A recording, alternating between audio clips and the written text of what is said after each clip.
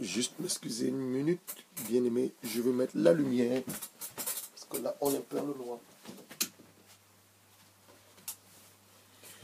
Alors, merci pour vos excuses. Là, nous allons commencer notre enseignement, il est 15 heures. Nous allons commencer notre enseignement de une heure dans la présence, comme vous le savez. Tous les lundis, on a dit, au travers de la méthodologie, que Dieu nous a demandé de mettre sur pied pour la réussite de l'œuvre à laquelle nous a appelé pour cette année 2018. Nous avons dit le lundi dernier que nous allons commencer ce genre d'enseignement, une heure dans sa présence. C'est également un moment aussi dans lequel nous rendons des actions de grâce à Dieu, parce que nous débutons la semaine et nous lui disons merci pour tout ce qu'il a fait la semaine dernière. Donc je vais t'inviter, toi qui m'écoutes maintenant, à non pas seulement partager la vidéo, mais inviter tes amis et tes frères, tes sœurs à te connecter. Comme nous l'avons dit hier, ce que nous vous disons, tout est inspiré par le Saint-Esprit. Et ces choses par lesquelles le Seigneur, en fait, ces révélations par lesquelles le Seigneur vous bénisse, il faudrait aussi que les membres de nos familles en bénéficient. Parce que Dieu ne veut pas seulement nous délivrer, il veut également délivrer toute notre famille. Il veut délivrer nos nations, il veut délivrer nos continents, il veut délivrer nos pays, il veut délivrer cette terre entière qui est sous le pouvoir du diable. Vous le savez, la terre entière est sous le pouvoir du diable. Donc, partage la vidéo, toi qui m'as rejoint. Partage la vidéo, toi qui m'as rejoint. Partage la vidéo. Steve Offer, I don't know if you understand French, but I'm going to speak French. I don't know if you understand French. If you can reply to me if you understand French. This is a moment where you brought some teaching for the body of Christ to listen to what God has to say about worship and praise. Donc, Steve offers, I don't know if you understand French or not, because this teaching will be in French. It will be in French. I will maybe summarize sometime, but it will be in French. The first thing I would like us to do is to open our Bible in the book of Psalm. Nous ouvrons nos Bibles dans le livre de Psaume, le Psaume 119, verset 130. Donc, ouvrons nos Bibles dans le livre de Psaume 119, verset 130. Nous allons lire la parole, prier pour commencer cet enseignement. Donc, we are reading the book of Psalm 119, verse 130. You are reading that psalm and you're going to pray according to the scripture. Dans le psaume 119, verset 130, nous dit ceci: la révélation de tes paroles est claire et donne l'intelligence au sein. Quelle révélation? Cette révélation de cette parole. La parole est inspirée par le Saint-Esprit, écrite par des hommes qui ont été inspirés par le Saint-Esprit. Elle accorde quoi? La révélation de tes paroles, elle est claire quoi? Notre âme. Parce que c'est l'âme qui a été corrompue, c'est l'âme qui est souillée par le péché. Lorsque Adam et Ève ont péché, c'est leur âme qui s'est corrompue avec le diable, c'est leur âme qui a péché et leur esprit s'est éteint. Parce que l'esprit appartient à Dieu, c'est cet esprit qui est en communion avec Dieu, par l'esprit de Dieu, s'est éteint. Dans la vie qu'ils avaient, la vie zoé qu'ils avaient, la vie divine qu'ils avaient, ils l'ont perdu. La maladie s'est introduite, la pauvreté s'est introduite, les limitations sont introduites. Et plus tard, Dieu va être la première personne à maudire Adam et Ève. La malédiction, comme je l'ai dit encore hier, c'est simplement maudit. Ce n'était pas prévu par Dieu. Ce n'était pas prévu par Dieu. Dieu n'avait pas planifié maudire Adam et Ève. Il les a maudits, Adam et Ève, lorsqu'ils ont désobéi à sa parole. Et cette malédiction qui a affecté Adam et Ève a eu des conséquences sur nous parce que nous étions dans les règnes de Adam. Lorsque Adam a désobéi à l'ordonnance ou au commandement que Dieu lui avait donné dans Genèse 2, verset 15, il a dit à Adam: tu ne mangeras pas, Genèse 2, tu ne mangeras pas, ce qu'il a dit, voilà ce que Dieu dit à Adam. L'Éternel Dieu, je suis dans Genèse 2, verset 15, l'Éternel Dieu prit l'homme, le plaça dans le jardin d'Éden pour le cultiver, pour le garder. L'Éternel Dieu donna cet ordre, il a donné un ordre à l'homme: tu ne pourras pas manger de tous les arbres du jardin, mais tu en mangeras de l'arbre de la connaissance du bien et du mal. Et je vous ai dit tantôt que quand Dieu parle de cet arbre, il parle en fait de Jésus. Donc Jésus est l'arbre de la connaissance du bien. Pardon, Jésus est l'arbre de vie. L'arbre de la connaissance du bien et du mal représentait le diable. Car le jour où tu en mangeras, tu en mourras. Mais l'arbre de vie, la Bible nous dit que l'arbre de vie est dans le jardin d'Éden. Mais Adam n'avait pas la révélation de l'arbre de vie. Et l'arbre de vie représentait Jésus. Adam, dans sa désobéissance, Adam, dans son manque de révélation, il va manger l'arbre de la connaissance du bien et du mal qui représentait le diable. Et il va attirer une malédiction sur lui, lui et son épouse. Ils vont attirer une malédiction sur eux. Et la conséquence néfaste de cet acte, c'est que nous qui étions dans les reins de Adam, nous avons également été, nous sommes victimes de cette malédiction adamique. Mais la bonne nouvelle, c'est que tu dois savoir, Jésus est venu nous racheter des œuvres d'Adam et Ève. Jésus est venu effacer, annuler cette malédiction de la loi, la malédiction de la loi que Dieu a prescrit à Moïse. Mais cette malédiction va revenir dessus beaucoup plus de manière explicite au mois de mars. Mais cette malédiction, Jésus n'a pas touché cette malédiction. Et je bénis vraiment le Seigneur parce que certains hommes de Dieu en ce moment sont en train de parler de ces malédictions dont Jésus n'a pas totalement annulé. Il n'a pas annulé ces malédictions. Par exemple, la malédiction où la femme doit accoucher sur les douleurs d'accouchement. Toute femme, qu'elle soit enfant de Dieu, elle soit musulmane, elle est bouddhiste, elle est hindouiste, elle accouche avec les douleurs de l'enfantement. Après cela, il y a la malédiction encore. Je ne sais pas pourquoi je parle de malédiction. Je ne suis pas censé parler de malédiction en ce moment. Je tente de nous illustrer simplement pour que nous entrons dans notre moment d'adoration. Après cela, Dieu a dit dans Genèse 6, lorsque les hommes ont continué à pécher, l'homme vivra 120 ans.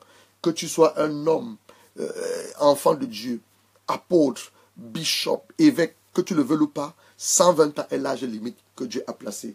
Donc voilà un peu quelques éléments dont nous allons travailler pour le mois de mars. Dans le mois de mars, nous allons retravailler sur les autels, comme on l'a dit hier.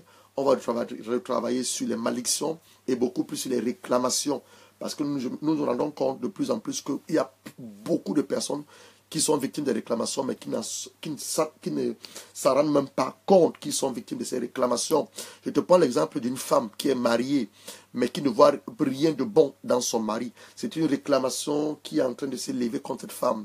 Je te prends le cas d'un homme qui est marié, mais qui ne voit pratiquement rien dans la vie de son épouse. Ce sont des réclamations qui sont en train de combattre ce foyer. Et des gens qui veulent se marier, mais qui ont du mal à se marier. Je te prends d'un jeune frère. Lui, tu vas lui présenter toutes sortes de sœurs à l'église qui sont célibataires, mais le frère a toujours été attiré par des femmes mariées. Comment tu l'expliques? Ce sont des réclamations qui sont en train d'agir dans la vie du frère. Je te prends le cas d'une sœur. Une sœur, elle est à l'église, elle te pose son problème. Pasteur, homme de Dieu, je désire me marier. Tu vas lui présenter tous les jeunes frères de l'église. Célibataire, elle ne sera pas attirée. Elle sera toujours attirée par les hommes mariés. C'est quoi? Ce sont des réclamations qui sont en train de s'élever contre la sœur. Donc nous voulons commencer cet enseignement. Je ne sais pas pourquoi j'en parle. Le Seigneur seul, par son Esprit Saint, sait pourquoi j'en parle. Nous voulons commencer cet enseignement. On a dit que nous lisons, nous inspirons du psaume 119, verset 130 pour prier. La révélation des paroles de Dieu est claire et elle nous donne l'intelligence aux sages. Donc nous voulons prier maintenant pour commencer cet enseignement. Père, nous venons humblement devant ta face. En ce début de semaine, te rendre des actions de grâce, t'élever, t'exalter, te magnifier, mais surtout t'adorer par la révélation de ta parole qui est claire et te demander de nous accorder la sagesse et l'intelligence afin de faire de nous des vrais adorateurs et des vraies adoratrices. Un peuple et une nation d'adorateurs dans le nom puissant de ton Fils Jésus-Christ. Nous te le demandons et nous avons ainsi prié avec foi au nom du Seigneur Jésus-Christ. Je voudrais ici déjà reconnaître la présence de l'apôtre Mylène qui est avec nous, une femme que Dieu utilise puissamment, basée du côté de Londres, là où elle se trouve. Vraiment, apôtre Mylène, que Dieu te bénisse. Et nous voulons croire Dieu que cet enseignement qu'il a inspiré sur l'adoration, a commencé la semaine dernière, une dans sa présence. David pouvait dire dans le psaume 84, verset 11, « Mieux vaut un jour dans tes pavis que 1000 ailleurs. » Donc le Seigneur nous a longuement instruit par son Esprit Saint qu'en cette année, nous changeons notre façon de travailler, notamment avec tous les lundis. C'est aussi une façon pour nous de rendre des actions de grâce à Dieu. Tous les lundis avec ce genre d'enseignement, c'est-à-dire amener le peuple de Dieu à l'adorer, amener le peuple de Dieu à le louer, amener le peuple de Dieu à lui être reconnaissant. Et avant d'introduire, je voudrais lire la newsletter, en fait la lettre que notre Père nous envoie tous les lundis. Alors, la newsletter, elle a un rapport avec ce dont on va parler cet après-midi, en ce moment, l'adoration. Notre papa nous a envoyé cette lettre. Il dit, bonjour Gérard. En cette saison, le Seigneur nous promet une provision surabondante. La Bible nous cite deux choses indissociables et en même temps d'être une grande source de gain pour nous. Il parle de la piété et se réfère à 1 Timothée 6, verset 6. Et la piété concerne ta vie de prière dans ton ensemble, ton attachement à Dieu, ta sainteté, ton dévouement à Christ, ton service dans la maison du Seigneur, ta communion avec Dieu. Cependant, la piété, à elle, ce ne suffit pas pour gagner beaucoup. Il parle également du contentement. Et vous allez voir, c'est un rapport avec notre thème de cet après-midi, l'adoration. Il parle également du contentement. Le contentement, c'est le sentiment qu'on éprouve lorsqu'on se satisfait de ce qu'on a, aussi peu de ce que cela peut paraître.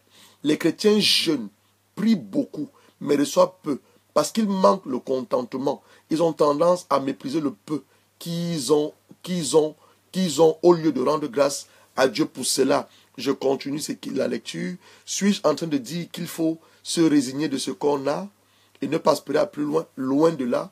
Je suis juste en train de te faire comprendre ceci. Ne méprise pas le peu que tu as. Rejoue-toi de ce que tu as reçu de Dieu. Et je vais rejoindre l'enseignement sur l'adoration. Donc nous ne devons pas mépriser le peu que nous avons. Nous devons rejoindre de ce que nous avons déjà reçu de Dieu. Le Seigneur Jésus devait nourrir une foule de 5000 personnes, sans compter les femmes et les enfants. Mais il n'en avait que 5 et 2 poissons à sa disposition pour toute la foule. Il n'a pas regardé avec mépris ce qu'il avait, pas dévers lui, mais il s'en est réjoui et s'en est rendu grâce a rendu grâce à Dieu pour cela. Il fait référence à Matthieu 14, verset 19, le miracle que Jésus a accompli au travers de 5 et 2 poissons. Cette attitude de contentement a été une source de gain. Le miracle de la multiplication a eu lieu et toute la foule a pu être nourrie. Et à telle enseigne qu'il y a eu même 12 paniers de reste. Es-tu satisfait du modeste salaire que tu as? Cherches-tu un meilleur boulot? Bénis Dieu d'avoir un travail que tu as en ce moment, car il te permet de manger, et de régler quelques factures, même en n'étant pas suffisant. Réjouis-toi pour cela. Te plains-tu de ton conjoint, ta conjointe? Ça, c'est pour le mariage. Te plains-tu de ton conjoint, ta conjointe? Bénis Dieu d'avoir un ou une. Beaucoup autour de toi soupirent après le mariage et ils ne sont pas mariés. Mais toi, tu es marié, tu passes ton temps à te plaindre de ton mari, tu passes ton temps à te plaindre de ta femme. Il dit de bénir Dieu pour la grâce qu'il t'a accordée d'avoir un mari, d'avoir une femme. Bénis Dieu pour les qualités, ou te focaliser uniquement sur ses défauts. Ton corps est-il souffrant? Bénis Dieu pour le souffle de vie que tu as. Es-tu fatigué de tes multiples pannes de voiture? Réjouis-toi d'avoir une voiture, car beaucoup autour de toi n'ont même pas de voiture. Tu as un champ pour l'instant qui produit peu. Réjouis-toi du peu de récolte déjà obtenu. Tu viens d'ouvrir une église et les fidèles qui viennent, et ça m'a interpellé, il n'a pas de l'église. Les fidèles qui viennent sont essentiellement des enfants qui viennent se réjouir au son de tam-tam. Ne les méprise pas, mais réjouis-toi de ces âmes que Dieu t'a envoyées. Ne méprise pas les faibles commencements. Te dit la Bible, Zacharie 4, verset 10. Dieu commence toujours de façon insignifiante. Apprends à être content de ce que Dieu t'a donné, même si elle te semble insuffisante pour combler toutes tes attentes. Sois content de ce que tu as fait en 2017, mais si tu t'attendais à plus, tu verras que cette mentalité de contentement trouvera des grandes portes cette année pour posséder ton héritage. Puisse la piété, le contentement être une grande source de gain pour toi en cette saison de provision surabondante. Que Dieu te bénisse, pasteur Mohamed Sanogo. Donc voilà un peu ce que notre Père nous a envoyé cette matinée dans sa lettre de newsletter. Nous demandons d'apprendre à nous réjouir de ce que nous avons, apprendre d'être content de ce que nous avons. Et là où il m'a interpellé au niveau de l'église. Et je bénis le Seigneur parce qu'on a l'apôtre Mylène qui est avec nous et les autres hommes de Dieu qui vont suivre cet enseignement. Je bénis le Seigneur pourquoi? Parce que pendant que je suis en train de prier et préparer cet enseignement, le Seigneur m'a dit, il m'a également parlé du contentement. Il m'a dit, réussissez-vous avec le peu que vous avez. Il nous dit ceci en sa parole. C'est-à-dire que si nous sommes fidèles dans le peu qu'il nous donne, il nous donne des grandes choses. Qu'est-ce que la Bible nous dit ici? Je parle maintenant là aux hommes de Dieu que nous sommes, aux serviteurs de Dieu, aux servants de Dieu que nous sommes. Je prends un exemple. À l'église, en ce moment, nous avons 30 membres. Nous devons bénir Dieu pour les 30 membres que nous avons. Les hommes de Dieu que nous sommes, les serviteurs de Dieu que nous sommes, nous voyons les foules que d'autres hommes de Dieu ont. Et parfois, ça nous amène à dire, Seigneur, pourquoi lui, il a cette foule et moi, je n'ai pas cette foule. Au lieu de bénir déjà Dieu pour les 30 personnes qu'il t'a données, est-ce que nous sommes en mesure de pouvoir contenir la foule que nous demandons à Dieu? Je prends l'exemple. On a 30 membres aujourd'hui à l'église. Si nous apprenons à bénir Dieu, à être content pour les 30 membres, nous réjouir des 30 membres que nous avons, et c'est-à-dire être fidèle dans les 30 membres que nous avons, Dieu sûrement, avant la fin de l'année, va faire passer de 30 à 60 membres. Tu as 60 membres aujourd'hui, bénis Dieu pour les 60 membres. Réjouis-toi pour les 60 membres. Investis-toi dans les 60 membres. Au-delà des 60 membres, tu auras 120 membres. Au-delà des 120 membres, tu auras 240 membres. Parce que Dieu multiplie. Mais Dieu multiplie. Donc ça, c'est une parenthèse par rapport aux hommes de Dieu. Et le Seigneur aussi m'a interpellé aussi par rapport au mariage. Il a parlé du mariage. Il m'a aussi interpellé par rapport au mariage. Il est en train de prier à Dieu, crier à Dieu, Seigneur. On a tant de soucis dans nos foyers. On a tant de difficultés dans nos foyers. Parfois, nos épouses ne nous comprennent pas. Parfois, c'est nous qui ne comprenons pas nos épouses. Et il a répondu, l'homme de Dieu, il a répondu, le papa il a répondu. Il a dit, bénis Dieu pour la femme que tu as. Ne regarde pas ses défauts. Donc, je m'adresse maintenant à des hommes qui sont mariés. Ne regarde pas les défauts de ta femme. Mais bénis Dieu pour les qualités qu'elle a. Et demande à Dieu, toi, de te transformer. Pendant qu'il est en train de te transformer, toi, il va transformer ton épouse. Ma soeur, je m'adresse maintenant à toi qui es une femme mariée. Tu passes ton temps à te plaindre de ton mari. Bénis Dieu pour l'homme que tu as, ton mari que tu as. Plusieurs personnes soupirent au mariage. Dans nos églises sont remplies de jeunes filles, des belles filles. Tous soupirent au mariage. Mais toi, Dieu a fait la grâce, il t'a donné un mari. Même ce mari n'est pas comme tu aurais souhaité, un top modèle. Même ce mari n'est pas comme tu l'aurais voulu, être un grand homme, un grand... Je ne sais pas, les femmes ont des rêves dans leurs esprits. Bénis Dieu pour l'homme qui t'a donné. Et pendant que tu es en train de prier que Seigneur, moi, transforme-moi.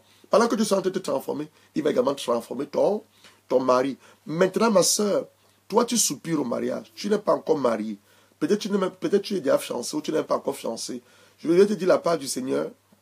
Le mois de mars, pendant que nous sommes dans ce mois de délivrance, le Seigneur m'a encore interpellé de parler des bons fondements. Tu veux te marier, quelle est la raison pour laquelle tu veux te marier?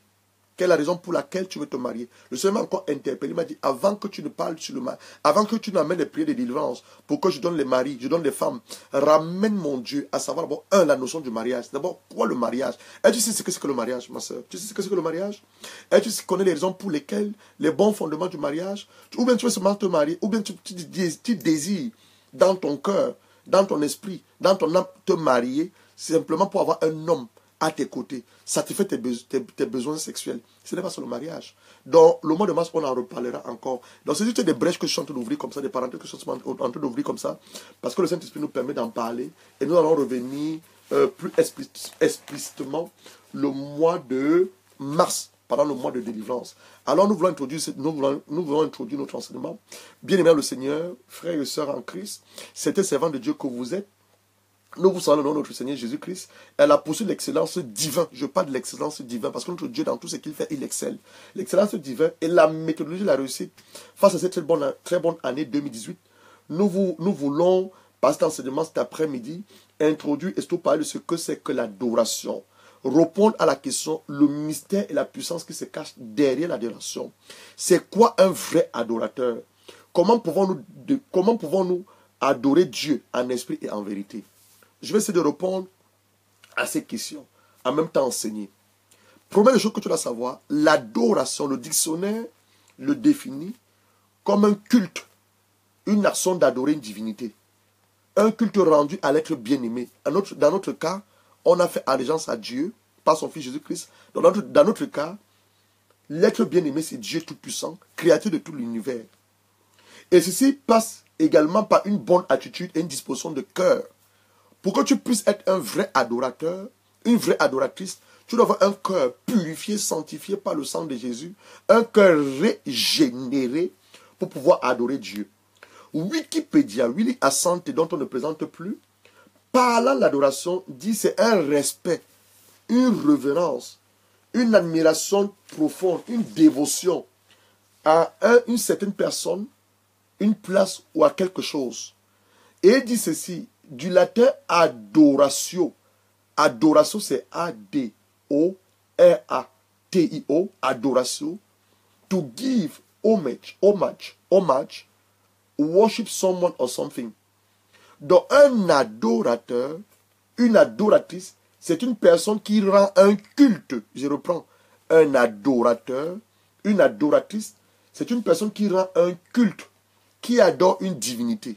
Dans notre cas, ce n'est pas la divinité, parce que la divinité fait référence même au diable. Dans notre cas, c'est Dieu. Ça, c'est ce que le dictionnaire définit. Mais dans notre cas, c'est Dieu.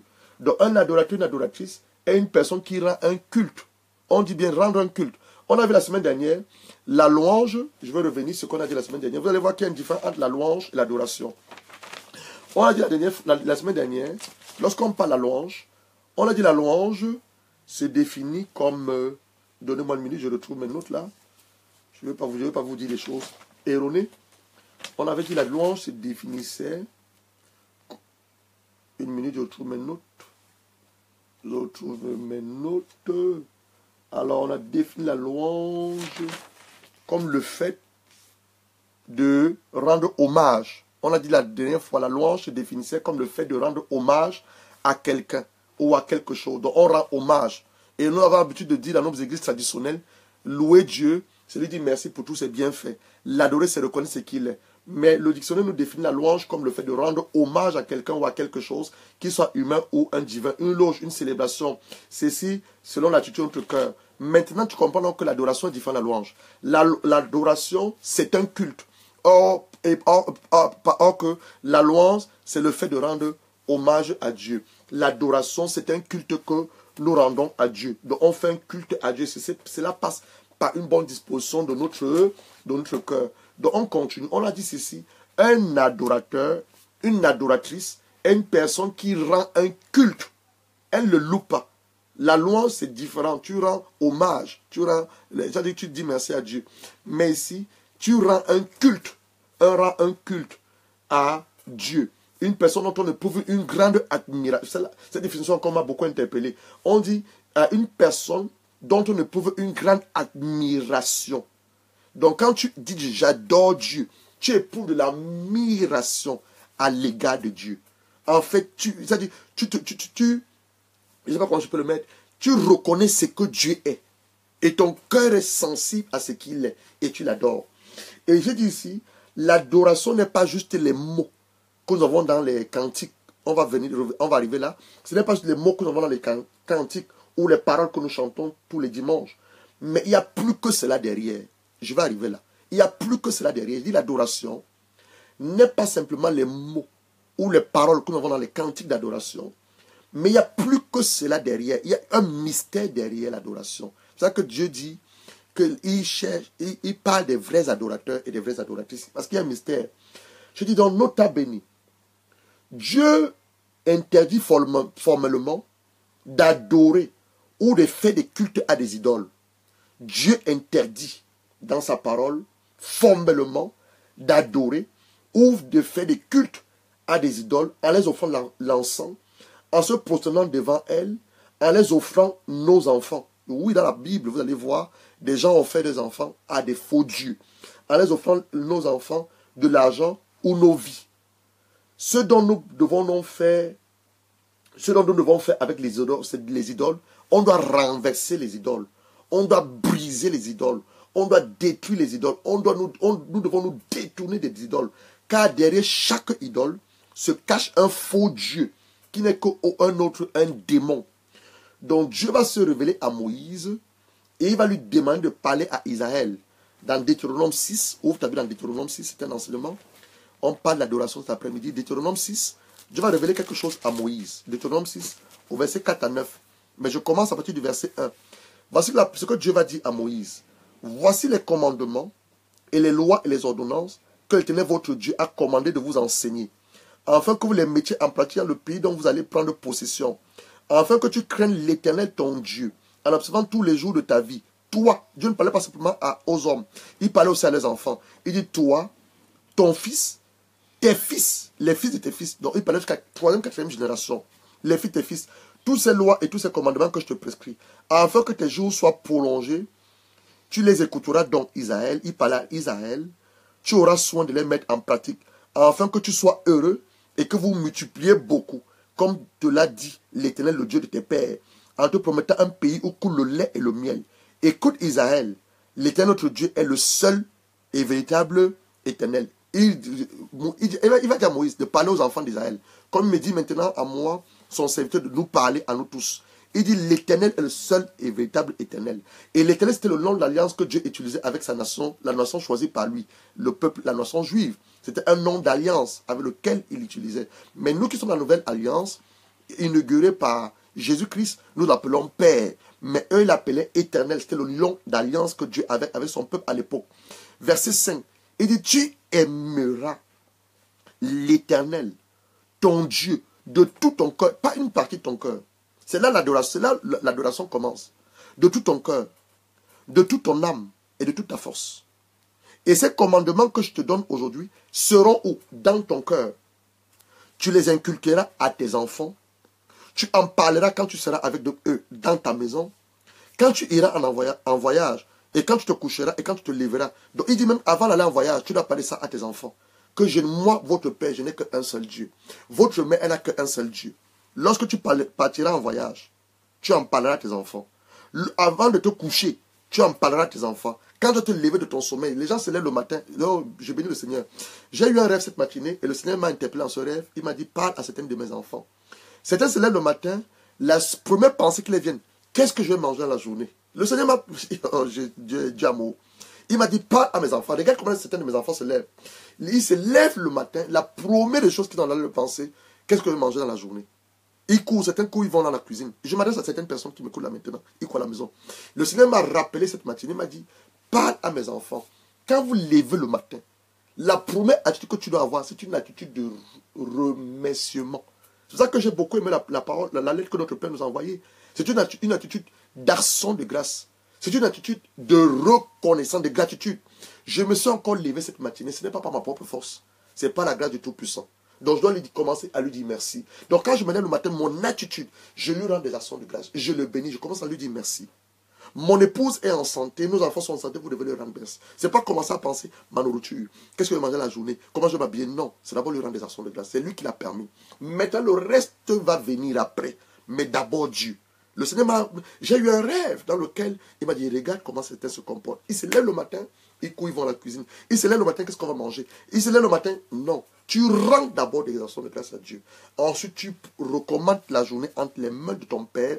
Tu proclames la paix dans la journée. Tu proclames sa faveur. Tu proclames sa grâce. Et tu peux commencer la journée. Tu peux commencer la journée. Je m'adresse à certaines personnes. Verset 7. Tu les inculqueras à tes enfants. Tu en parleras quand tu seras avec eux dans ta maison. Quand tu iras en voyage. Quand tu te coucheras, quand tu te lèveras. Tu les lieras comme un signe sur tes mains. Vous voyez, les gens portent des choses dans leurs mains, les gourmettes, les bandanas. En fait, ce que tu dois porter sur tes mains, c'est la parole de Dieu.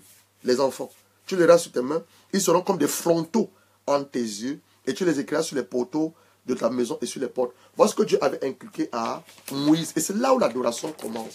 Parce que l'adoration, c'est un style de vie. Je l'ai toujours dit. L'adoration n'est pas les cantiques que nous chantons à l'église.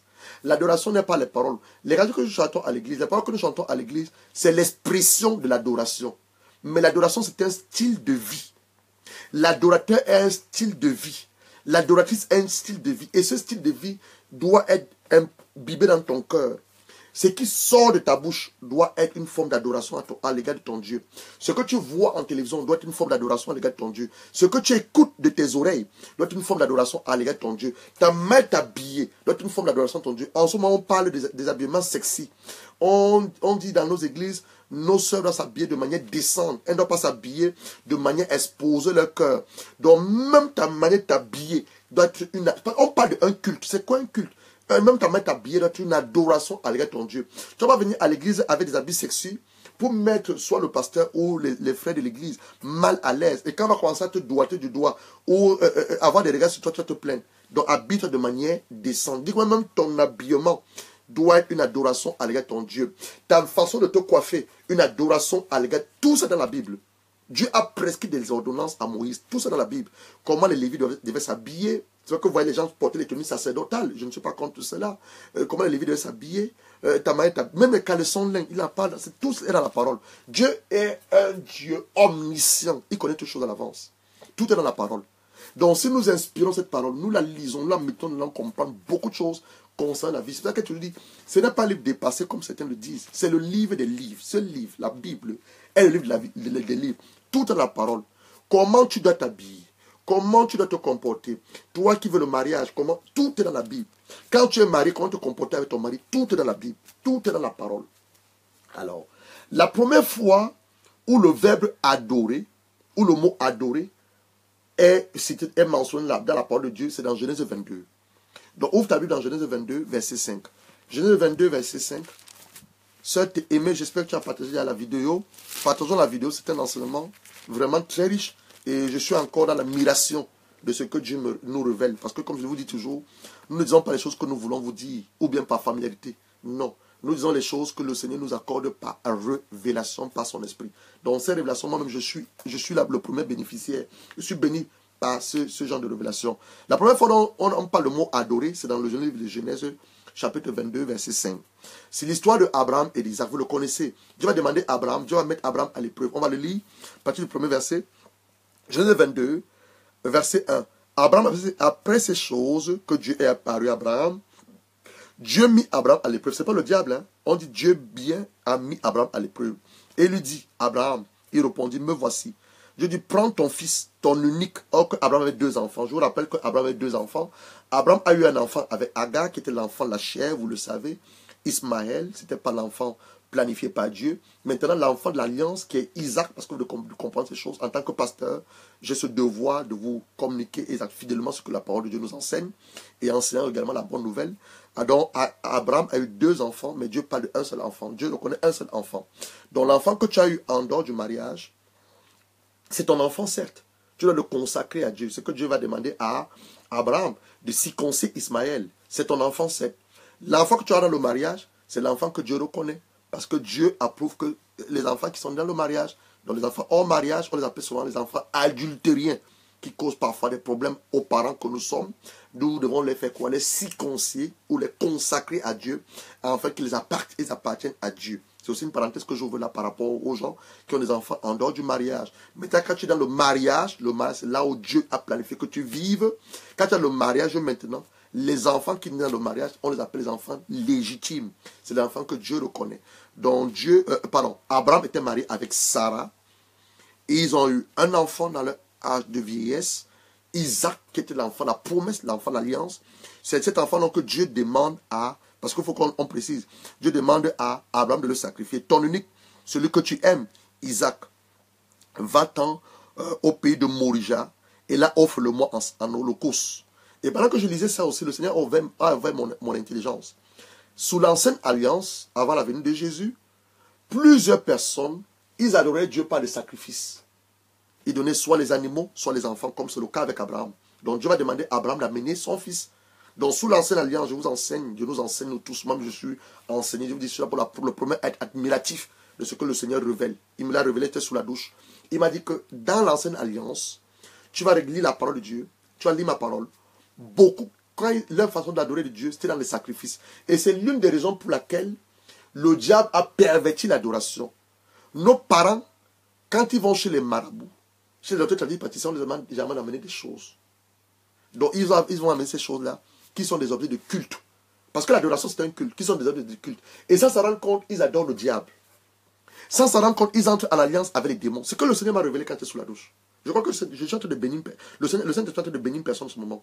Donc toi qui es allé chez les marabouts, toi qui es allé chez les tradipraticiens, chez les charlatans, à la recherche d'une solution par rapport à un problème de santé dans ta famille, une histoire de mort subite, je ne sais pas pour les raisons pour lesquelles, un problème d'enfantement, ils t'ont demandé d'amener les cheveux, tes vêtements, tes sous-vêtements, une photo, ton argent. C'est pour que ces choses-là entrent en alliance avec les démons, entrent en alliance avec un faux Dieu.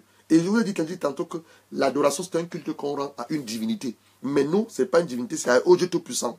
Donc j'ouvre cette parenthèse, pourquoi? Parce que Dieu va demander à Abraham de faire simplement ce qu'il connaît.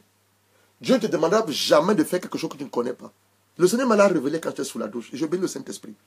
Dieu va demander à Abraham de faire ce qu'il connaissait. Parce que le père d'Abraham, souvenez-vous, Abraham sort d'une maison d'adorateurs. Le père d'Abraham, Térak, était un adorateur d'idoles. Il adorait des faux dieux. Josué 24, verset 3, te le dit. Térak, le père d'Abraham, était un adorateur de faux dieux. Donc Abraham a grandi dans une maison où il a vu son père faire des sacrifices à des faux dieux. Où son père a sacrifié des poulets, son père a sacrifié des bœufs, Son père a sacrifié des taureaux. Je ne sais pas si son père avait sacrifié des vies humaines. Mais Dieu va demander à Abraham de lui sacrifier Isaac. Et ce que Dieu va demander à Abraham de faire, parce que lui-même Dieu va le faire plus tard par Jésus. Donc Isaac ici est une préfiguration de Jésus. Donc ici, Dieu demande à un homme de faire ce que lui va faire plus tard avec Jésus-Christ. Donc, c'était une parenthèse. Abraham se leva de bon matin, scella son âne, prit avec lui 2 serviteurs et son fils Isaac. Il fendit du bois pour l'holocauste, partit pour aller au lieu que Dieu lui avait dit. Verset 4, le 3e jour, vous voyez, 3e jour, Jésus va faire 3 dans le tombeau, ils vont se marcher 3 jours. Le 3e jour, Abraham leva les yeux, vit le lieu de loin. Et Abraham dit à ses serviteurs, restez ici avec l'âne. Moi et le jeune homme, nous irons jusque-là, faire quoi? Adorer. C'est la première fois qu'on parle le mot adorer. Nous allons faire quoi? Nous irons jusque-là pour adorer. Et nous reviendrons auprès de vous. Voilà Abraham qui sait pétument qu'il doit aller sacrifier Isaac. Mais lui, Abraham ne nous parle pas de sacrifier Isaac. Il nous parle d'adorer. Et c'est là où tu comprends que adorer est un culte. Il allait sacrifier Isaac à Dieu. Dieu avait demandé à Abraham de venir sacrifier Isaac. Il allait sacrifier son fils Isaac. Mais lui nous parle plutôt d'adorer. Il nous parle plutôt d'adorer. Nous allons adorer. Et nous reviendrons vers vous. Donc après que Dieu ait fait sortir Abraham de sa famille, je n'ai pas de ça, une maison d'adorateurs, d'idoles et de faux dieux, Josué 24, verset 3, Abraham avait compris la différence qu'il y avait entre adorer le vrai Dieu d'Israël et celui.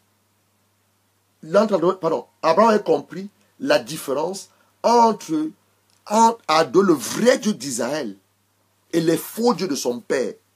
Parce que Dieu ne peut te demander pas de faire un truc que toi tu ne connais pas. Pourquoi Dieu te demande de faire quelque chose que tu ne connais pas? Il faut que Dieu se révèle à toi par son esprit.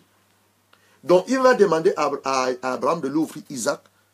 Parce qu'Abraham a l'habitude de voir son père faire des sacrifices dans leur maison.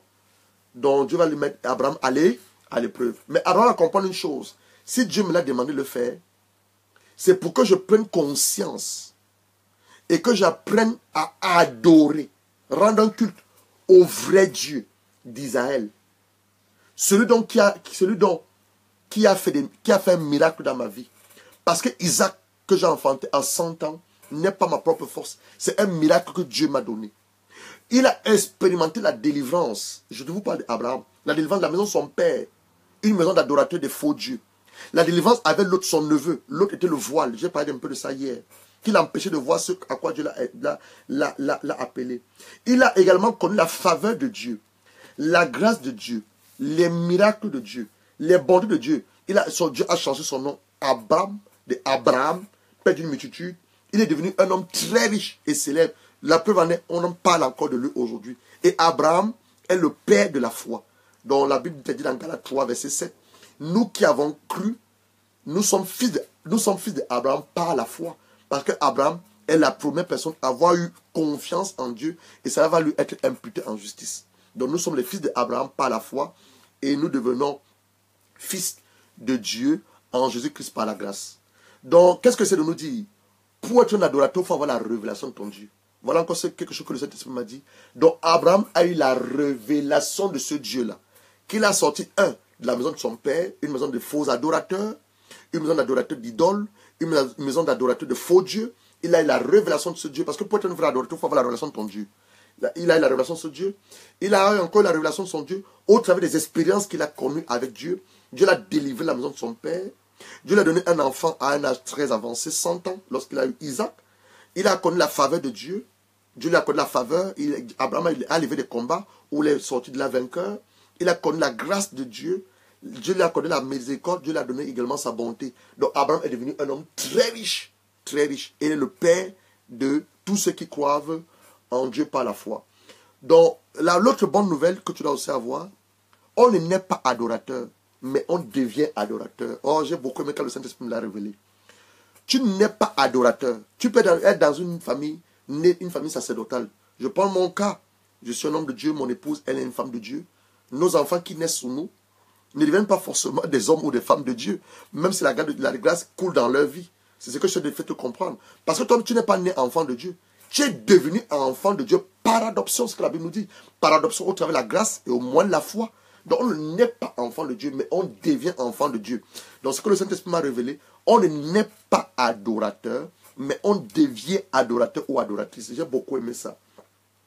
Donc un vrai adorateur ou une vraie adoratrice, c'est quelqu'un qui a rencontré Dieu, qui a eu un seul à seul que j'appelle ton Gethsemane avec lui, qui a vécu et qui a été témoin des événements marquants qui le poussent à reconnaître qu'il n'y a qu'un seul et vrai Dieu. Je reprends ceci. Un vrai adorateur, je t'ai d'abord dit, l'adoration n'est pas ce que nous exprimons dans nos cantiques et dans nos chants. C'est l'expression de ce que nous exprimons. Mais l'adoration, c'est un culte. C'est un culte qu'on rend à Dieu. C'est un style de vie. Donc un vrai adorateur ou une vraie adoratrice, c'est quelqu'un qui a rencontré Dieu. Parce que tu as eu la révélation de ce Dieu-là.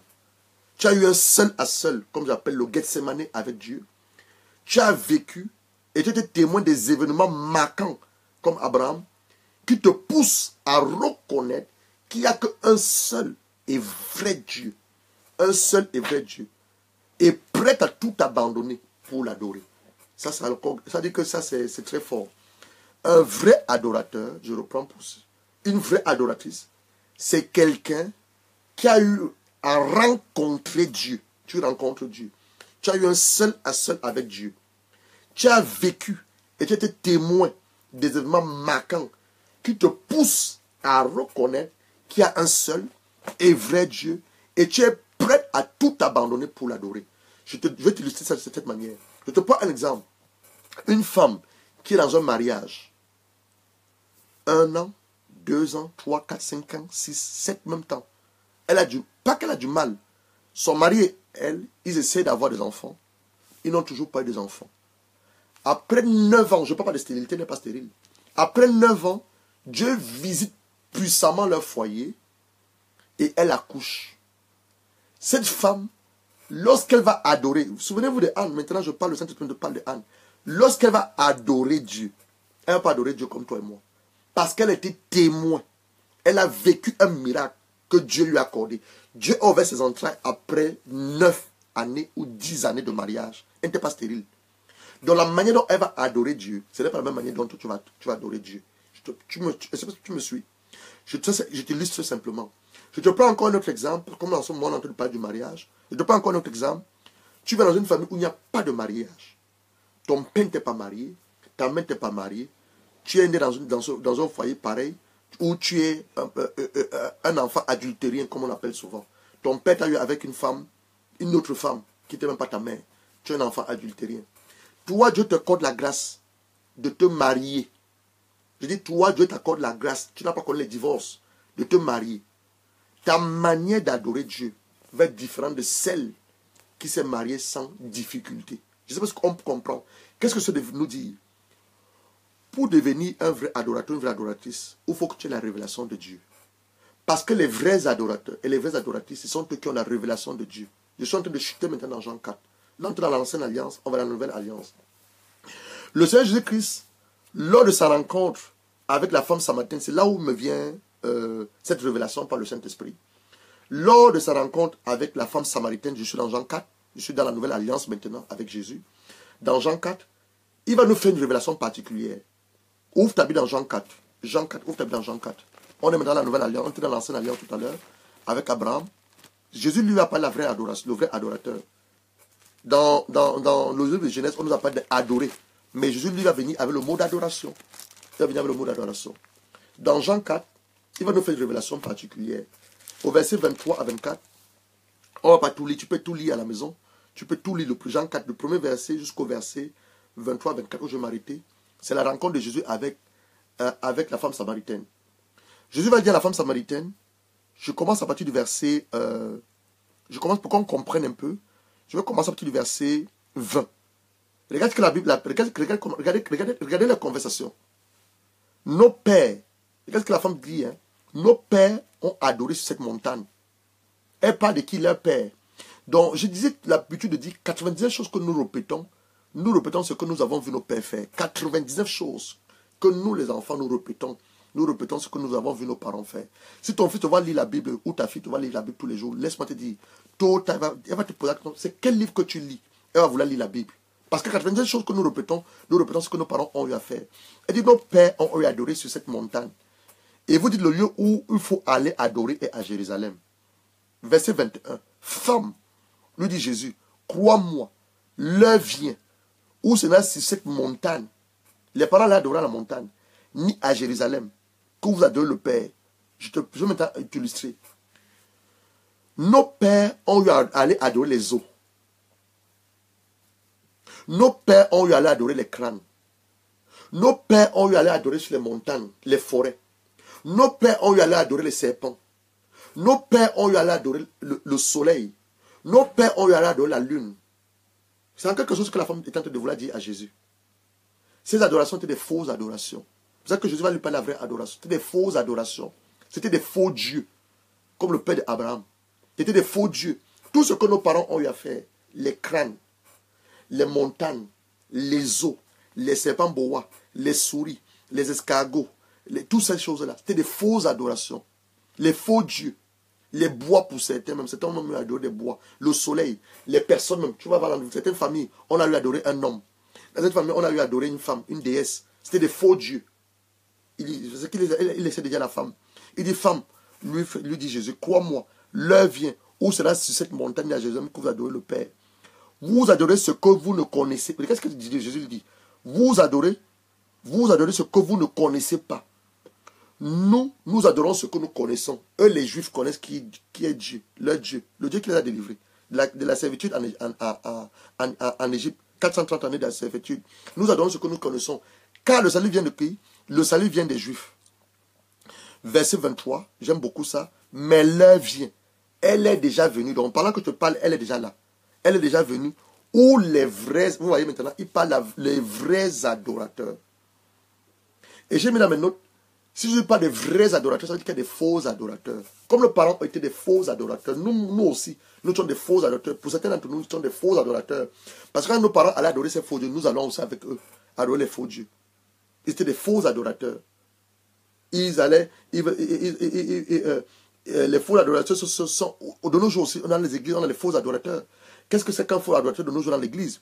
Un faux adorateur, c'est quelqu'un qui veut se servir de Dieu. Il veut se servir du nom de Dieu pour parvenir à ses fins. Je prends un exemple, on n'entend pas du mariage. Ne t'attends pas, on a dit cette année, c'est une année de mariage. Mais est-ce que tu as commencé à soupirer par rapport au mariage? Non. Soupire après la révélation de ton Dieu. Soupire après le Saint-Esprit. Donc ne viens pas à l'église voulant chercher un homme dans l'église pour que l'homme te marie.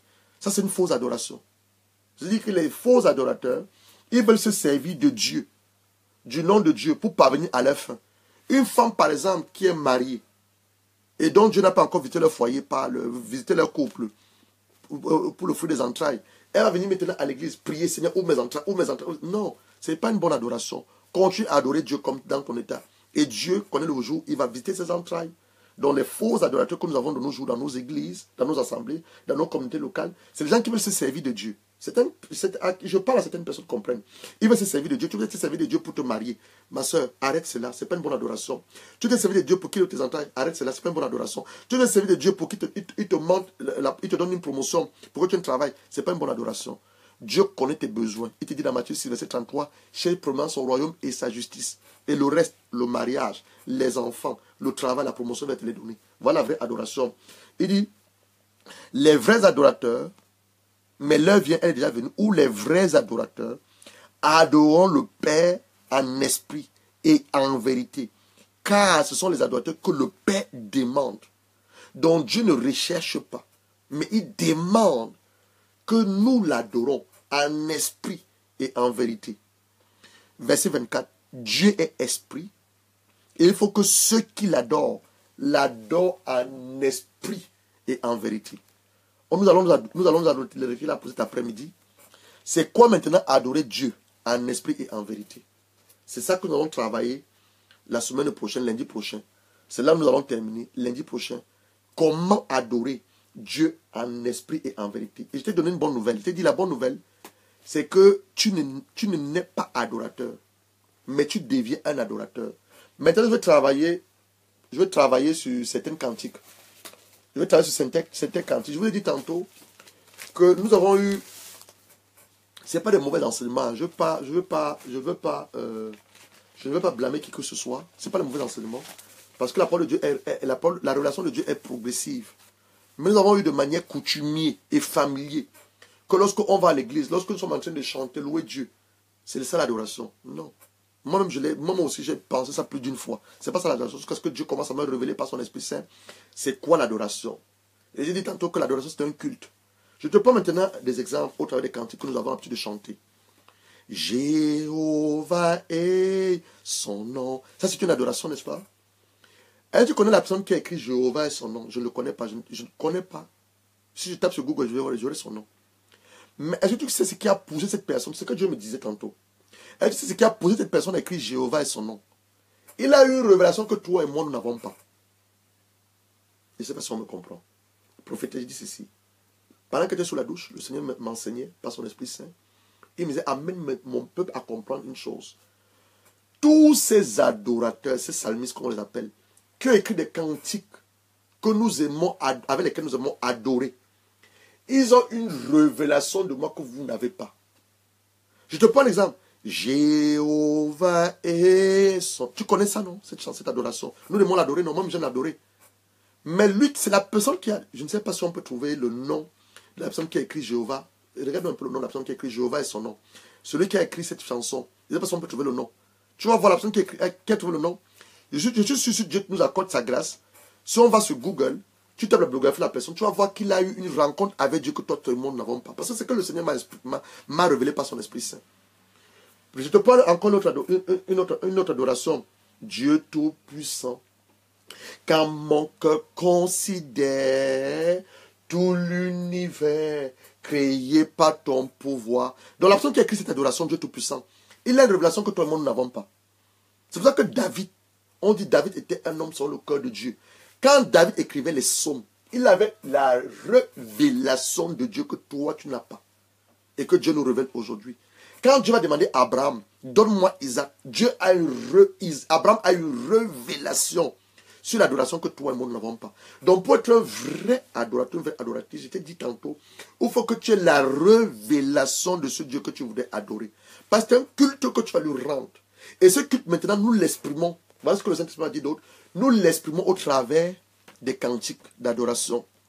Nous l'exprimons au travers de nos paroles. Donc celui qui a chanté Jéhovah est son nom, il exprime la révélation qu'il a de Dieu au travers de ce cantique. Celui qui a écrit Dieu Tout-Puissant, il exprime la révélation qu'il a de ce Dieu qui est le Dieu Tout-Puissant, le Créateur du ciel et la terre. Celui qui a écrit à jamais tu seras, oh gloire à Dieu, gloire à Dieu. Il a une révélation que toi et moi nous n'avons pas. Celui qui a écrit digne, non pas digne aussi la même chose. Je vais chanter ici. Digne agneau de Dieu, Dieu de gloire, je t'adore. Ton nom s'élève en majesté de mes lèvres. Je célèbre ta victoire, ton règne et ton autorité. Digne es-tu, agneau. Il a eu une révélation que toi et moi n'avons pas. Donc tous ces gens-là qui adorent, je vous en supplie par les compassions de Christ. Si nous avons la grâce, si tu connais quelqu'un qui est l'adorateur dans ton coin là où tu vis, pose la question de savoir comment est l'inspiration de la chanson qu'il chante. Il va te le dire, comme je te dis, il a une révélation, soit par ses expériences, soit par un miracle que Dieu a fait dans sa vie, soit il était témoin de quelque chose qu'il a poussé, ou le Saint-Esprit l'a inspiré à adorer. Tu as vu la personne qui a écrit, l'autre par exemple, plus de toi, Seigneur, plus de toi. Cette personne qui a écrit ça, cette inspiration que Dieu lui a accordée, c'est une révélation qu'il a eue, qu'il a poussé à écrire ça. Donc, toutes les adorations que nous aimons adorer, par exemple ici, digne, digne, les cieux disent que tu y es digne. Cette personne qui a écrit digne, digne, il dit les cieux, la terre, ma vie, mon âme, mon esprit, mon corps, dit que tu es digne, digne. Il a une révélation de Dieu que toi tu n'as pas encore. Donc voilà ce qui pousse les gens à adorer Dieu. Je veux chanter tes louanges, ô Jésus. Je veux louer ton saint nom. Tu es digne d'être loué. Non, je l'ai mal pris. Tu es digne de recevoir la gloire. Tu es digne d'être loué. Ça, c'est notre papa, le pasteur Manuel Salongo. Il a une révélation de ce Dieu que toi et moi, nous n'avons pas encore. Donc, tu dois chercher à avoir la révélation de ton Dieu. Par exemple, mon épouse aime adorer cette chanson. Esprit de Dieu, je t'adore. Je ne sais pas si elle a la révélation de la chanson. Parce que les chansons que nous chantons, ou les paroles qui sont écrites, ne chantons pas juste pour le plaisir de les chanter. Lis-les. Essaie de comprendre comment ils ont eu l'inspiration pour l'écrire. Je prends par exemple le dernier. Esprit de Dieu, je t'adore. C'est pas seulement une parole que tu dis, mais tu dois l'exprimer. C'est pour ça qu'on parle de le cœur. On adore avec l'expression de ton cœur. C'est pour ça qu'on dit que c'est ton cœur. Esprit de Dieu, je t'adore. Dans ce que tu dis, ta bouche, ton cœur soupire. Ton cœur le ressent. Ton cœur l'exprime. Je t'adore. Je te donne ma... Quand tu dis je donne ma vie, tu dois exprimer ça à ton cœur. Je te donne ma vie. Je t'aime tant. Dans ton cœur doit être en communion avec ta bouche, tes lèvres. C'est ça qu'on dit que c'est l'abondance du cœur que la bouche parle. Donc ton cœur doit être en communion avec ce qui sort de ta bouche. Donc, qu'est-ce que c'est de nous faire comprendre? N'adorons plus simplement, je crois par la grâce de Dieu, moi-même aussi, n'adorons plus simplement pour le plaisir d'adorer comme on le faisait par le passé. Quand tu vas maintenant adorer, c'est d'abord une chose. L'adoration, c'est un culte que tu fais, que tu rends à Dieu. Ça, c'est un style de vie. Ça, c'est ce que le Saint-Esprit m'a révélé. C'est un style de vie. Je reviendrai encore de manière plus explicite la semaine prochaine avec l'enseignement comment adorer Dieu en esprit et en vérité. Je vais encore donner certaines révélations sur l'adoration. Je te donne quelques-unes comme ça en passant. Une chose, l'adoration doit être la première attitude que l'homme qui se reconnaît créature devant son Dieu, devant son Créateur. Le Psaume 95, verset 1 à 7.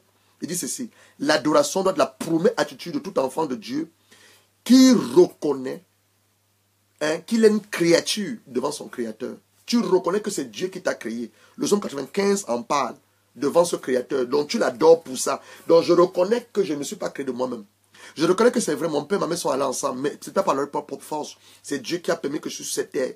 Donc je reconnais que je suis sa créature. Je reconnais que c'est sa propriété. Donc je l'adore. Voilà une des définitions. Voilà encore une des révélations sur l'adoration. Je vais encore te donner une deuxième révélation. L'adoration doit faire partie essentielle du ministère sacerdotal de tout croyant. Dans Hébreux 13, verset 15.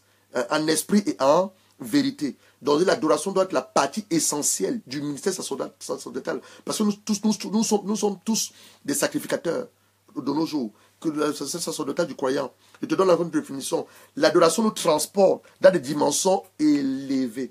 Raison pour laquelle pendant une bonne adoration, nous nous sentirons être ravis du sol, transportés comme si nous étions enlevés du règne de la terre pour entrer dans la chaleur et la présence de Dieu. Oui, dans une bonne adoration. L'appel d'adoration doit être primordial dans notre relation avec Dieu. Elle fait croire l'intensité de notre intimité avec lui et produit une réelle spirituelle émotion. Donc voilà les choses sur lesquelles nous allons travailler la semaine prochaine sur adorer Dieu en esprit et en vérité. Nous allons nous arrêter là pour cet après-midi. Je vois que cet enseignement a béni plus d'une personne. Comme je vous l'ai dit, moi-même, quand le Saint-Esprit a commencé à révéler ces choses, j'ai été la première personne à être bénie. Et je l'ai dit encore hier, quand nous vous demandons de partager la vidéo, ce n'est pas pour nous. Nous sommes ici simplement en train de faire ce que Dieu nous a demandé de faire. On ne sait pas de rendre un homme célèbre, mais nous voulons rendre le Seigneur Jésus-Christ célèbre. C'est lui qui transforme nos vies, c'est lui qui nous impacte, c'est lui qui nous révèle tous ces messages, qui inspire tous ces messages par son Esprit Saint. Donc lorsque nous partageons la vidéo, c'est pour qu'un maximum de personnes puissent être bénies, comme nous sommes bénis. Parce que tu écoutes, ça te bénit. Soyons humbles, comme nous l'avons dit. Hier, nous avons annoncé par rapport aux jeunes. Ce jeûne, c'est un jeûne de dépouillement. de la vieille nature que nous avons et le renoncement de notre personne pour simplement voir Christ être vu dans nos vies et être et Christ de prendre totalement la place, qui doit prendre la place du Seigneur dans nos vies. Et ça passe également par nos caractères, par nos comportements, les lots que nous devons enlever de nos vies et les Jonas dont nous sommes en train de prier par rapport à ça et nous sommes en train de jeûner également par rapport à cela. Donc comme je disais tantôt, lorsque tu partages la vidéo, tu ne fais pas plaisir au pasteur Gérard que je suis, non. Tu te fais d'abord tu rends service à Dieu. Oui, tu rends service à Dieu. Moi, je partage les vidéos que je fais. Tu rends service à Dieu et sans que tu ne saches, il y a une personne, lorsqu'elle écoute ce que toi tu as partagé, ce qui t'a béni, cette personne, Dieu laisse tomber les écailles de ses yeux. La Bible que vous connaissez la vérité vous affranchira et vous rendra libre. Les écailles tombent des yeux de la personne et la personne même est réconciliée avec Dieu. Donc ne négligeons pas cet aspect. Quand on partage la vidéo, ce n'est pas par rapport à l'homme que nous le faisons. C'est par rapport à la révélation que Dieu accorde à son serviteur, qui le met à notre disposition. C'est par rapport à la grâce que Dieu nous accorde. Dieu nous a fait cette grâce. Moi-même qui vous dis, j'ai écrit, j'ai pris des notes. Je n'avais pas cette révélation avant que j'ai aujourd'hui de ce que Dieu nous a révélé sur l'adoration. Que c'est un culte que nous devons le donner. Et ce n'est pas seulement un culte, c'est un style de vie. Et que les paroles que nous avons, c'est quand je me lavais sous la douche que le Seigneur m'a révélé cela. Il m'a dit que les paroles que les gens écrivent dans les cantiques d'adoration, c'est parce qu'ils ont une révélation de moi que vous n'avez pas. Et je nous ai un peu illustré comment ces personnes, lorsqu'elles écrivent sous inspiration bien sûr du Saint-Esprit, la révélation qu'elles ont, elles mettent ça sur papier. Quand quelqu'un dit Jéhovah est son nom, il est une révélation de Dieu que toi tu n'as pas. Jéhovah fait allusion à quoi? Jéhovah est son nom. Jéhovah est son nom. Adonai est son nom. Elohim est son nom. Il ne s'arrête pas là. Vous voyez? Et de ça, puissant guerrier. Donc il reconnaît que Dieu est un guerrier. Fort dans les combats. Donc seulement lui aussi il a eu un combat. Il a eu un challenge. Ça pouvait peut-être un problème de stérilité avec sa femme. Ça pouvait peut-être un problème dans sa propre vie, son enfance qu'il a vécu. Je ne sais pas. Il a eu une situation et Dieu l'en a délivré. Donc avec cette révélation qu'il a de Dieu, ça l'a poussé maintenant sous inspiration, je dis bien sûr, du Saint-Esprit à écrire ces cantiques de Jéhovah et son nom. Dieu Tout-Puissant. Même chose. Tous ces cantiques d'adoration. Je vous assure, si nous avons la grâce, tu as la grâce peut-être d'avoir quelqu'un dans ta famille ou près de toi, demande à cette personne si c'est un adorateur ou un psalmiste. Demande-lui pour la question de savoir comment est-elle arrivée cette inspiration des cantiques que tu as mis, des paroles que tu as mis dans le CD que tu viens de sortir. Pose la question. Moi aussi je posais la question, que moi je connais très bien. Il n'est pas loin, je vais l'appeler, je vais lui poser la question de savoir. Mon frère Joseph, dis-moi, tu as sorti un CD, lorsque j'écoute ces adorations, lorsque j'écoute les paroles de cette adoration, c'est chargé de plein d'onction. Dis-moi un peu, quelle l'inspiration est divine, c'est vrai, mais quel est le message derrière? Quelle est la révélation que tu as de Dieu pour sortir? Il va me répondre. Toi aussi, pose la question, tu verras. Ce que tu dis, ça vient du Saint-Esprit, ça vient de la part de Dieu. Donc, que Dieu nous bénisse. Mercredi, nous aurons un enseignement qui parle de mourir en soi. C'est en rapport avec le jeûne que nous sommes en train de faire en ce moment. Donc, si tu ne jeûnes pas, je vais encore t'inviter par les compassions de notre Seigneur Jésus-Christ à nous donner le jeûne. C'est un jeûne de 21 jours. On va le finir la semaine prochaine avec la Sainte Seine. Et également avec la loi de l'honneur des pères biologiques et des pères spirituels. On va prendre 2 enveloppes. Une pour nos pères biologiques, une enveloppe pour le père biologique et une autre enveloppe pour le père spirituel. Donc, j'en parle de ça la semaine prochaine, mercredi prochain, parce que le lundi prochain, on va travailler sur comment adorer Dieu en esprit et en vérité. Et après, on va revenir sur la puissance et le mystère qui réside derrière l'adoration et la louange. Donc, vous voyez, c'est les choses que le Seigneur inspire. Continuez à prier pour nous comme nous prions pour vous. Nous sommes en jeûne. Pour ceux-là qui ne savent pas, le jeûne commence à minuit, à 18h. C'est un jeûne de dépouillement, un jeûne de renoncement de sa propre personne et un jeûne où nous demandons à Dieu de nous délivrer des lots. Il y a des lots dans nos vies. Il y a des Jonas qui doivent partir. Ton lot peut être la colère, ça peut être l'orgueil, la fausse modestie, l'hypocrisie, la jalousie, la médisance. Ces choses-là doivent partir de ta vie pour que Dieu puisse s'établir dans ta vie. Le péché, j'ai parlé, il y a la masturbation, des hommes qui se masturbent, qui en ont honte, des femmes même qui se masturbent aussi, qui en ont honte. C'est un péché qui les tient captifs et ça les empêche Ça les empêche de voir la gloire de Dieu parce que le péché t'empêche de voir la gloire de Dieu. C'est le péché qui a privé Adam et Ève de voir la gloire de Dieu. Romains 3, verset 23, dit, tous ont péché et sont privés de quoi? La gloire de Dieu. Donc ce qui nous prive, c'est le péché, la gloire de Dieu. Ce qui nous prive, c'est la gloire de Dieu. Tu peux être une femme qui n'est pas mariée, mais tu te masturbes. La masturbation, c'est un péché. Un homme qui n'est pas marié, mais tu te masturbes. Tu peux être même un homme marié, mais tu te masturbes. C'est un péché. Il y a pas ce pasteur qui était venu rencontrer, qui avait ce problème de masturbation. On a prié le Seigneur. Dieu a accordé la grâce à son serviteur. Et aujourd'hui, il a 3 branches. Donc ça voulait l'empêcher de servir pleinement l'Éternel. Donc tu peux être un homme comme ça, tu m'écoutes, tu as ce péché récurrent qui est en toi, qui peut t'empêcher de voir la gloire de Dieu, qui peut t'empêcher de servir l'Éternel. Je prends même le cas des femmes qui sont mariées spirituellement. Tu es marié physiquement avec ton mari, mais toutes les nuits, des anges déçus, des esprits impurs viennent s'accoupler avec toi. Avec toi, tu as honte même d'en parler à ton mari. Ça peut être même le cas même de l'homme. L'homme peut se marier spirituellement. Tu couches dans les rêves, mais tu as honte d'en parler à ta femme. Or qu'avec ta femme et vos prières, Dieu va vous délivrer. Donc dans le jeûne, toutes ces choses doivent cesser et doivent être exposées parce que les œuvres du diable, on doit les exposer. On doit exposer les œuvres du diable. Donc sur ce, je vais vous laisser. Nous nous retrouvons mercredi à 15h pour cet enseignement, comme il dit, c'est relatif au jeûne. C'est un enseignement qui parle de mourir en soi-même. On doit mourir en nous-mêmes. Nous devons renoncer en nous-mêmes pour voir Dieu être pleinement formé en nous. Surtout Christ être pleinement formé en nous et que sa gloire soit visible. Donc sur ce, je vous laisse avec ce bon enseignement, cette révélation sur l'adoration. Partageons cette vidéo à nos frères et nos sœurs. Invitons des hommes et des femmes à se connecter le mercredi pour cet enseignement mourir en soi-même et que Dieu vous bénisse. À plus tard.